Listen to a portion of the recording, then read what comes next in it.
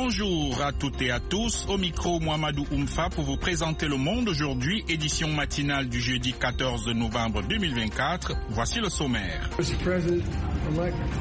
Monsieur le Président élu et ancien président Donald, félicitations. Et je me réjouis d'avoir, comme nous l'avons dit, une transition fluide. Tête à tête hier, mercredi, à la Maison-Blanche, entre le président Joe Biden et son successeur Donald Trump. C'était la première étape vers un transfert du pouvoir entre les deux hommes, pendant que le président élu continue de dévoiler le casting de sa future administration. La plupart des gens qu'il a nommés, excepté pour Marco Rubio, sont absolument inconnus du public en général. Et ce que ça me dit à moi, c'est que Trump va vraiment centraliser toutes les décisions dans ses mains. Le décryptage de l'analyste politique Jean-François Seznec à suivre dans la partie magazine en deuxième partie de cette édition. En Mauritanie, le procès en appel de l'ancien président Mohamed Ould El Aziz s'est ouvert hier à Nouakchott. Il est accusé d'avoir abusé de son pouvoir pour amasser une immense fortune. Dans une dizaine de minutes, les nouvelles économiques avec Nani Talani et les sports présentés par Yacouba Ouedraogo. Mais pour commencer, voici le journal. L'actualité américaine pour commencer. Le président Joe Biden a reçu son successeur Donald Trump hier mercredi à la Maison-Blanche. Après une poignée de main avec le chef de l'État sortant dans le bureau ovale, le 45e et bientôt 47e président américain a déclaré que la transition serait la plus fluide qui soit. Les deux hommes, assis auprès d'un feu de cheminée, ont fait de très courtes déclarations avant de se réunir pendant près de 2 heures avec leurs chefs de cabinet respectifs. Je vous propose de revivre l'ambiance de cette rencontre dans cet extrait sélectionné par Firmin Koyaweda. Monsieur le Président élu et ancien président Donald, félicitations. Et je me réjouis d'avoir, comme nous l'avons dit, une transition fluide. Nous ferons tout ce qui est possible pour être sûr que vous ayez tout ce dont vous avez besoin et nous allons parler aujourd'hui. Bienvenue, bienvenue. Merci beaucoup. La politique, c'est dur et souvent ce n'est pas un monde très agréable, mais c'est un monde agréable aujourd'hui et je suis reconnaissant d'une transition qui est si fluide et elle sera la plus fluide qui soit et j'apprécie beaucoup cela. Joe. La réunion entre les deux hommes a été très cordiale et très courtoise, ainsi qu'incroyablement substantielle, a fait savoir la porte-parole de la Maison-Blanche, Karine Jean-Pierre, qui s'est adressée aux journalistes après la rencontre. Écoutez. Les échanges ont été très fructueux et ont porté sur le fond. Comme je l'ai déjà dit, je tiens à préciser qu'il s'agissait d'une conversation privée et que je ne souhaite donc pas entrer dans les détails. Mais ils se sont entretenus pendant très longtemps, presque 2 heures. Pardonnez-moi, je pense que la durée de la réunion indique qu'ils ont eu une conversation approfondie sur toute une série de questions. Le président élu Donald Trump, qui s'installera à la Maison-Blanche le 20 janvier, continue d'annoncer ses nominations et dévoiler les visages de sa future administration. Hier mercredi, il a annoncé confier la direction nationale du renseignement à Tulsi Gabbard, ancienne militaire et transfuge du Parti démocrate, le ministère de la Justice à Matt Gaetz, député de Floride, et le département d'État au sénateur Marco Rubio. Le point avec Gaby Dorsil. Le sénateur de Floride, républicain, né à Miami il y a 53 ans de parents cubains, est connu pour ses positions anti-Pékin, pro-Taïwan et Hong Kong et sera un défenseur ardent de notre nation, un véritable ami pour nos alliés et un guerrier intrépide qui ne reculera jamais face à nos adversaires, a affirmé le président élu dans un communiqué. Sa nomination doit être confirmée par le Sénat. Donald Trump a annoncé en même temps qu'il voulait confier la direction nationale du renseignement à Tulsi Gabbard, ancien militaire de 43 ans, originaire de Hawaï et transfuge du Parti démocrate, dont les prises de position pro-russes et contre la guerre en Ukraine ont fait polémique. Forte personnalité, Mme Gabbard est connue pour ses propos qui ont pu choquer au sein des institutions à Washington, comme critiquer l'interventionnisme militaire à tout crin de son pays depuis des décennies. Le député républicain Matt Gaetz a été, lui, choisi par Donald Trump pour devenir ministre de la Justice. À seulement 42 ans, cet élu de Floride, régulièrement classé à l'extrême droite, deviendra le bras armé de la politique judiciaire de Donald Trump, qui se dit victime depuis des années d'une chasse aux sorcières. Jusqu'à encore récemment, Matt Gaetz était relativement peu connu du grand public. Sa notoriété a changé de dimension en octobre 2023, quand il est parvenu à faire chuter le président républicain de la Chambre des représentants d'alors, Kevin McCarthy. Matt Gaetz est celui qui avait déposé la motion de censure ayant permis de destituer le speaker. Pendant ce temps, John Thune a été élu hier chef des Républicains au Sénat américain, remplaçant Mitch McConnell qui occupait ce poste depuis 17 ans. Le sénateur du Dakota du Sud a remporté l'élection face à Rick Scott. Nani Talani. John Thune, sénateur issu d'une ligne républicaine plutôt traditionnelle, a battu Rick Scott, représentant de Floride et ancien gouverneur de cet État, dans un vote à bulletin secret. L'élection de ce sexagénaire marque la fin de l'ère Mitch McConnell, chef des Républicains depuis 2007, qui a revendiqué durant des années le surnom de fossoyeur, car habitué à enterrer les projets de ses adversaires démocrates. L'élu du Dakota du Sud s'est dit extrêmement honoré. Cette équipe est unie derrière le programme du président Trump et notre travail ne fait que commencer, a-t-il assuré dans un communiqué. Il a reçu les félicitations d'Elon Musk, qui soutenait pourtant son rival Rick Scott. John Thune a défendu les aides à l'Ukraine, mais n'a pas précisé s'il va continuer à plaider pour de nouveaux fonds à l'Ukraine sous le second mandat de Donald Trump. VOA Afrique, à Washington, vous êtes à l'écoute du monde aujourd'hui. L'actualité africaine à présent. En Mauritanie, le procès en appel de l'ancien président Mohamed Ould El Aziz s'est ouvert hier à Nouakchott. Il est accusé d'avoir abusé de son pouvoir pour amasser une immense fortune. Rosine Mounezero. Le procès en appel s'est ouvert sous haute surveillance sécuritaire à Nouakchott. En détention depuis le début de son procès en janvier 2023, M. Aziz est apparu en bonne santé à l'audience. L'ancien chef de l'État a été condamné en décembre 2023 à 5 ans de prison ferme pour enrichissement illicite. Ses avocats avaient fait appel. Il comparait aux côtés d'une dizaine de hauts responsables et des proches pour enrichissement illicite, abus de fonction, trafic d'influence ou blanchiment.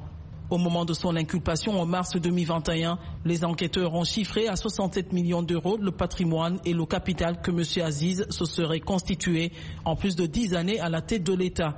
Il a été écarté de la présidentielle cette année, qui a été remportée par son successeur Mohamed Ould Cheikh El Ghazouani, l'un de ses plus fidèles compagnons. Au Tchad, un rassemblement de partis d'opposition a annoncé hier, mercredi, maintenir son refus de participer aux élections législatives et municipales fin décembre, malgré une tentative de médiation de la CEAC, Communauté économique des États de l'Afrique centrale. La CEAC nous a demandé de participer à ces élections. Nous leur avons répondu sèchement mais fermement que participer à ces élections dans de pareilles conditions, c'est enterrer définitivement la moindre transparence électorale, compromettre la démocratie, légaliser la fraude et la suspension des libertés publiques et politiques, a déclaré dans un communiqué Max Kemkoye, le porte-parole de ce groupe d'opposition. Selon le texte, la CEAC et ses opposants tchadiens se sont entretenus lors de 2 instances round de discussion le 29 et 31 octobre, qui n'ont toutefois pas convaincu le groupe de prendre part à ce qu'il estime être des élections factices. En plus des élections communales, le scrutin du 29 décembre prochain marque les premières élections législatives du Tchad depuis 2011.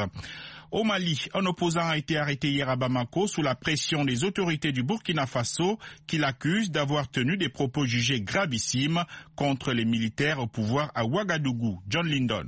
Issa Kaoundjim a été interpellé hier matin à son domicile à Bamako par des agents en civil qui ont dit qu'ils avaient besoin de lui pour une affaire.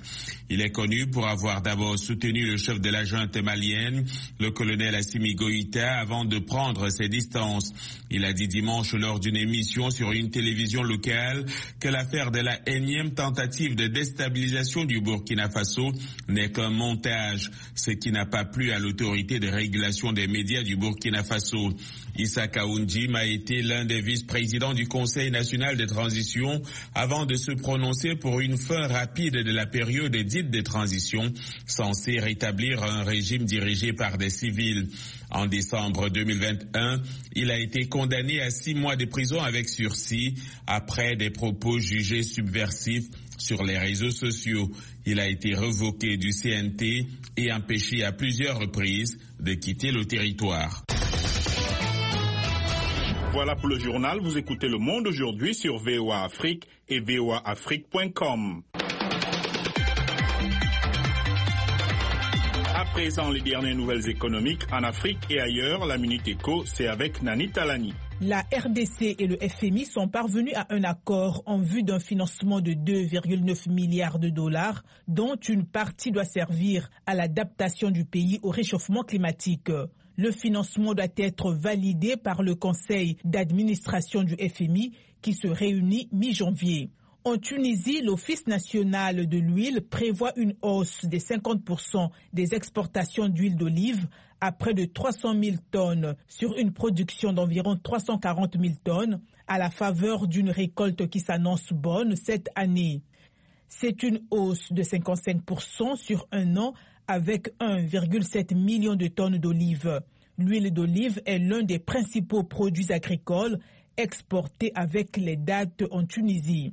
Pour terminer, la bataille des pays en développement pour obtenir de l'argent en faveur du climat est humiliante, a déploré le dirigeant par intérim du Bangladesh, Muhammad Yunus, lauréat du prix Nobel de la paix à la COP29 à Bakou, où se déroule la conférence annuelle sur le climat de l'ONU. La plupart des pays en développement sont favorables à un engagement annuel des pays riches d'au moins 1300 milliards de dollars contre une centaine de milliards aujourd'hui et réclament davantage de subventions plutôt que des prêts.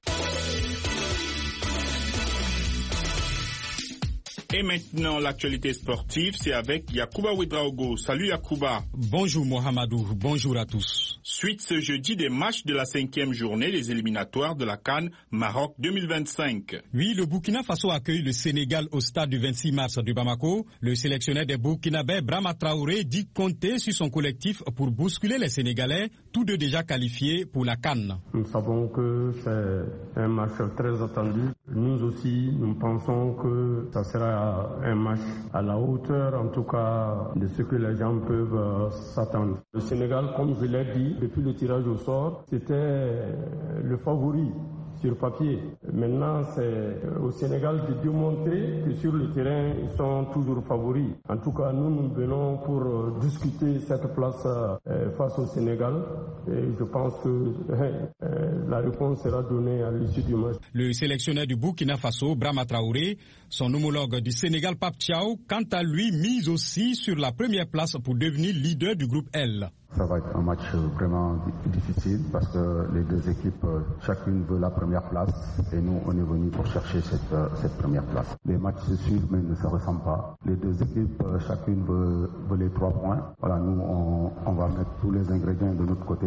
Le sélectionneur du Sénégal, Pape Thiaw, des propos recueillis par Siaka Traoré, notre correspondant à Bamako. À suivre aussi ce jeudi, le Bénin qui reçoit le Nigeria. Face au Niger, le Soudan a besoin d'une victoire pour assurer sa place au Maroc. Hier, déjà qualifié à l'issue de la 4e journée, le Cameroun s'est contenté d'un match nul 0 but partout face à la Namibie éliminé. Le Togo est out après sa défaite 0-1 devant le Libéria.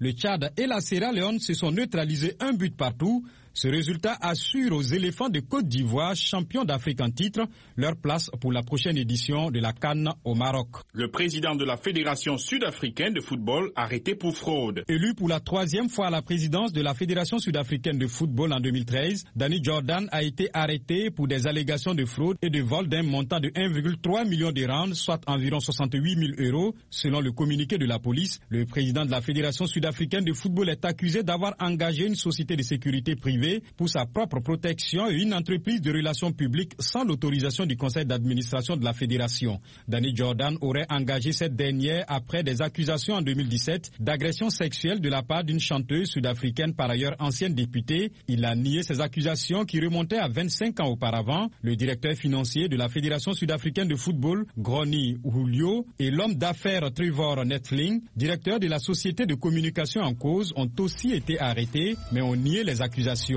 Tous les 3 ont été libérés sous caution par le tribunal. Merci Yacouba.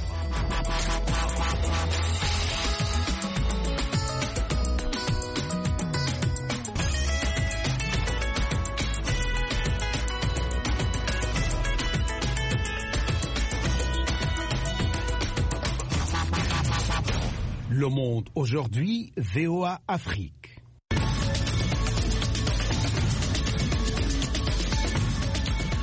Vous êtes à l'écoute du Monde aujourd'hui sur VOA Afrique. Mohamedou Oumfa, toujours avec vous. Maintenant, la partie magazine. Élection législative du 29 décembre prochain au Tchad, la commission électorale a rejeté la liste présentée par le secrétaire général du parti présidentiel, un allié proche du pouvoir, en raison de diverses irrégularités. Selon le président de la commission électorale, la candidature de Mahamad Zenbada ne satisfait pas aux critères d'éligibilité. Pour une analyse, Eric Manirakiza a joint N'Djamena, le sociologue Gonde Ladiba, professeur à l'université de N'Djamena. Il ne faut pas oublier qu'au sein du MPS, il y a également des rivalités, puisque Zenbada, en venant à la tête du mouvement, il a fait élire le président Déby sur la base d'une coalition qu'on appelle Tchad Uni. Et donc, lui, après les élections présidentielles de mai dernier, il revient à la veille de législative pour dire qu'il ne reconnaît plus le Tchad Uni, que le MPS, il y a seul là où il peut aller, et donc que chacun se débrouille pour se faire élire au niveau local. Et donc, cela a suscité beaucoup de réactions au sein du parti au pouvoir, et il y a eu des communiqués, des individus qui menacent de quitter le pouvoir, le parti, pour aller à un autre parti, pour se faire investir aussi sous le nom, sur la bannière de parti de l'opposition. Donc ça aussi, ça a créé un malaise certainement au sein du MPS, et c'est aussi un argument qui va être milité pour écarter M. Zenbada de la liste du MPS, de sorte que pouvoir créer une certaine harmonie, une certaine unité au sein du parti, et donc permettre aux militants du parti de battre campagne d'une certaine cohésion, une certaine entente mutuelle. Je pense que c'est un peu ça l'argument que je pourrais avancer. Est-ce que cette décision de la commission électorale marque-t-elle un tournant dans la régulation des candidatures au Tchad? C'est trop tôt pour le dire, je pense. C'est trop tôt pour le dire parce que déjà, je pense que c'est trop tôt gros, je pense, pour la commission d'accepter que Zenbada, qui a été condamné, soit déclaré candidat. Ce serait trop gros. Maintenant, il faut attendre pour les autres cas. Le problème du Tchad, ce n'est pas la candidature absolument, parce que vous avez dit la présidentielle, il y a eu des candidats qui ont été rejetés pour des raisons parfois de farfelues. Et là, il y a eu un peu du sérieux, mais le problème, c'est le résultat. Est-ce qu'on pourrait aussi avoir des résultats qui vont tenir compte donc, de la régularité donc, de vote et vont respecter la voix des électeurs? C'est là l'enjeu principal.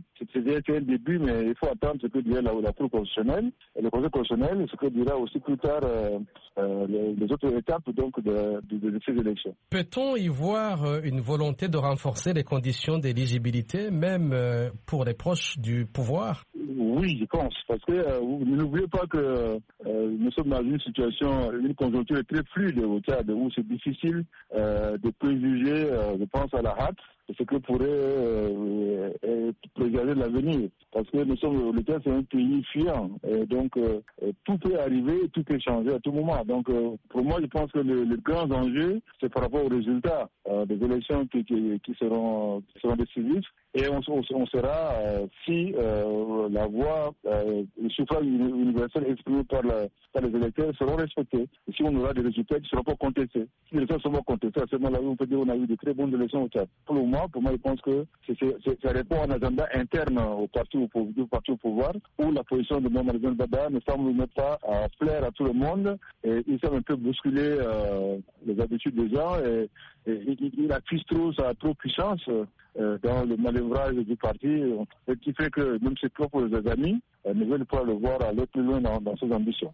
Gonde Ladiba, sociologue et professeur à l'université de N'Djamena. VOA Afrique, N'Djamena, c'est 93.1 FM au Tchad. Au Cameroun, les autorités essuient de vives critiques sur la gestion du double éboulement survenu il y a plus d'une semaine à la falaise de Tchang dans la région de l'Ouest. L'opposition dénonce les lenteurs dans la mobilisation de la logistique pour les recherches dans les décombres. Des appels ont été lancés pour demander la démission du ministre de l'administration territoriale et du gouverneur de la région de l'Ouest. De Yaoundé, la correspondance d'Emmanuel Jules Ntap. Le 5 novembre dernier, un flanc de colline s'est affaissé au niveau de la falaise de Tchang, barrant ainsi la route entre la région de l'Ouest et celle du littoral. Les autorités ont autorisé les travaux pour rétablir la circulation. C'est au cours des dits travaux qu'un second éboulement s'est produit. Jean-Robert Wafo, membre du Front pour le changement au Cameroun, un parti de l'opposition. Il y a eu un premier éboulement aux alentours de 10 heures. Un état normal, on aurait dû bloquer les entrées et les sorties de cette falaise. Parce que par expérience, c'est-à-dire qu'on est bien formé, avec le relief qu'il y a un espoir du côté de cette falaise, parce qu'il devait forcément avoir un effet domino. Qu'est-ce qu'ils ont fait? Ils ont envoyé des gens juste après le premier éboulement pour enlever, n'est-ce pas, la terre qui avait traversé la chaussée. C'est une expérience inacceptable et inadmissible. Faute de logistique, les équipes de recherche ont attendu 8 jours avant de se frayer un chemin pour atteindre les bas-fonds où ont été propulsés des véhicules de transport, des engins et personnes présentes lors du second éboulement. Lieutenant Charles Calvin Atangna, commandant de la 502e compagnie d'incendie de Bafoussam, dans la région de l'Ouest. Nous avons demandé d'autres moyens. Nous venons d'avoir ces moyens avec l'appui des autorités. Il fallait un bulldozer qui va créer le passage pour les pelles excavatrices. Nous allons créer une voie de contournement pour y accéder là où les 2 engins sont dans le sol. Également là-bas, nous pourrons trouver d'autres victimes. Malgré l'accélération des recherches, l'espoir de trouver des survivants s'amenuise. Awafonka Augustine, gouverneur de la région de l'Ouest. À notre avis, il n'y a plus possibilité de trouver des survivants. Le travail que les différentes équipes sont en train de faire est très technique. Ils ont d'abord commencé avec les engins et cela a failli provoquer un 3e éboulement. Les autorités ont mobilisé les experts de l'université de Tchang pour proposer des solutions suite au double éboulement enregistré sur la falaise de Tchang. Professeur Armand Kagou Ndokmo, volcanologue expert en risque naturel. Il faut qu'une équipe descende sur le terrain et propose soit dégager le matériau déposer pour libérer la route ou bien exploser toute la colline pour dégager tout l'environnement et continuer à suivre. Parce que ce qui est sûr par rapport à tout ce qui est passé, la route n'a aucun problème. Il n'y a aucune difficulté sur la chaussée. Selon le dernier bilan provisoire officiel, 12 personnes ont déjà été extraites des décombres depuis le 5 novembre. Emmanuel Junta pour VOA Afrique, Yaoundé. Vous écoutez VOA Afrique à Douala, au Cameroun, sur Radio Balafon, FM 90.2. Les populations qui pratiquaient le commerce transfrontalier entre le Rwanda et la République démocratique du Congo s'indignent contre les mesures restrictives à la frontière entre les deux pays. Elles souhaitent que ces mesures soient levées pour que leurs échanges redeviennent fructueux. De Kigali, le reportage de Jean Damachen, Manishimwe. Au point de passage dénommé Petite Barrière, entre la ville congolaise de Goma et celle de Rubavu au Rwanda, les acteurs du commerce transfrontalier traversent de part et d'autre. Cependant, depuis 2 ans et 3 mois, le gouvernement de la RDC a décidé de fermer la frontière à 15 heures au lieu de 22 heures comme c'était auparavant. Ces restrictions ont eu un impact négatif sur les échanges entre les deux pays, comme l'expliquent les populations locales. Lorsque l'heure de fermeture nous rattrape, on laisse là les marchandises et on rentre parce qu'il est impossible de poursuivre la vente. Et lorsqu'on y retourne le matin, on trouve que beaucoup de ces marchandises se sont détériorées, que ceux qui restent et on rentre. Lorsqu'on utilisait le jeton, même celui qui transportait une faible quantité de marchandises pouvait gagner quelque chose. Mais maintenant, on peut ne pas avoir de l'argent pour se payer un laissez-passer ordinaire parce qu'il n'y a pas beaucoup d'activités.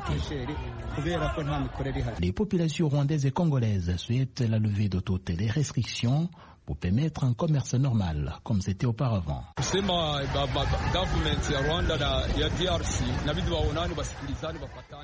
Mon point de vue est que les gouvernements du Rwanda et du Congo puissent se rencontrer et parler de bonnes relations devant exister entre les deux pays et que la situation ici à la frontière revienne à la normale pour l'intérêt et l'amélioration du bien-être des habitants de part et d'autre de la frontière.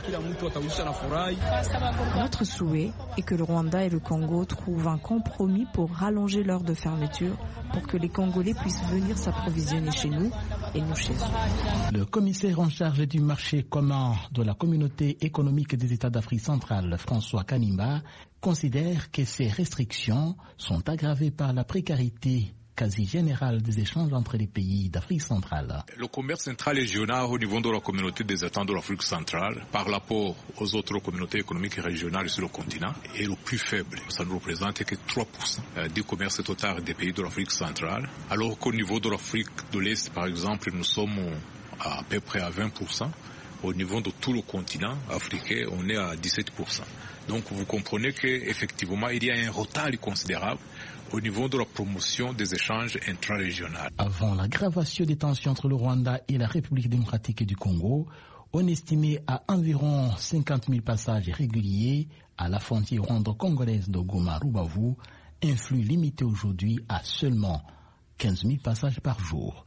Jean-Thomas Manichini pour VOA Afrique, Kigali. Washington, la voix de l'Amérique, vous êtes à l'écoute du monde aujourd'hui. Retrouvez-nous aussi sur Internet, Facebook et sur votre portable. Ici aux États-Unis, le président élu Donald Trump dévoile progressivement la composition de sa future administration. Le milliardaire Elon Musk va diriger un nouveau ministère de l'efficacité gouvernementale.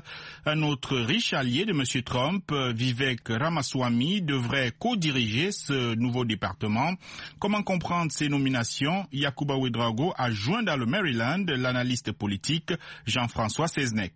Je pense que c'est vraiment très difficile, ce sera très difficile à faire et il est certain que beaucoup de gens essayent de simplifier les gouvernements généraux et tout ce qu'ils font, c'est en fait ajouter à la bureaucratie. Dans le cas de Elon Musk, quand même, il faut avouer que c'est un homme d'affaires de génie, en fait. Il a réussi à monter 2 compagnies, en particulier SpaceX et Tesla, qui ont réussi vraiment très bien, malgré que tout le monde, en fait, pensait qu'il ne réussirait pas. Donc, il a peut-être une chance de réussir un peu plus que d'autres, mais ça va être très difficile, surtout avec les montants dont il parle. Ça voudrait dire qu'il faudrait qu'il mette des milliers et des milliers de personnes à la porte. On sent cette sorte de focalisation des conservateurs sur l'administration fédérale américaine. La plupart des gens dans le pays sont d'accord là-dessus, même parmi les démocrates et les républicains, c'est qu'il y a beaucoup trop de réglementations qui ont été développées au fur et à mesure des années et on voit que le niveau du gouvernement, la quantité de bureaucrates dans le gouvernement ne fait qu'augmenter.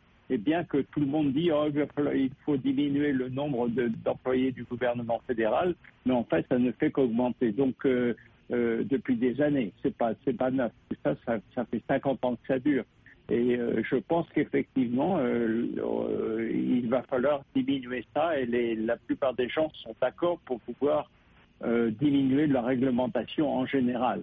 Parlons des récentes nominations de Trump. Christine Noem à la sécurité intérieure, Mike Waltz, conseiller à la sécurité nationale, Elise Stefanik, ambassadrice auprès de l'ONU, Marco Rubio à la diplomatie, entre autres. À quoi va ressembler, j'allais dire, la future administration ou la future politique de l'administration Trump quand on regarde ces récentes nominations? Écoutez, je trouve ça très intéressant parce que la plupart des gens qu'il a nommés except pour Marco Rubio, sont absolument inconnus du public en général et des gens qui sont spécialisés dans ces affaires-là.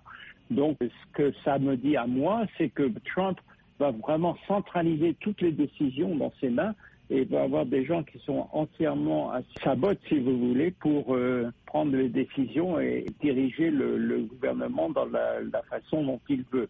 Je pense qu'il a beaucoup su faire dans son premier mandat, dans les premières années. Les gens qui travaillaient pour lui n'étaient pas vraiment aussi sûrs de travailler pour Trump. Ils travaillaient un peu pour le pays en général, mais pas forcément pour Trump. Là, maintenant, il veut des gens qui lui soient extrêmement fidèles. Je crois que c'est le principal. Jean-François Seznec, analyste politique.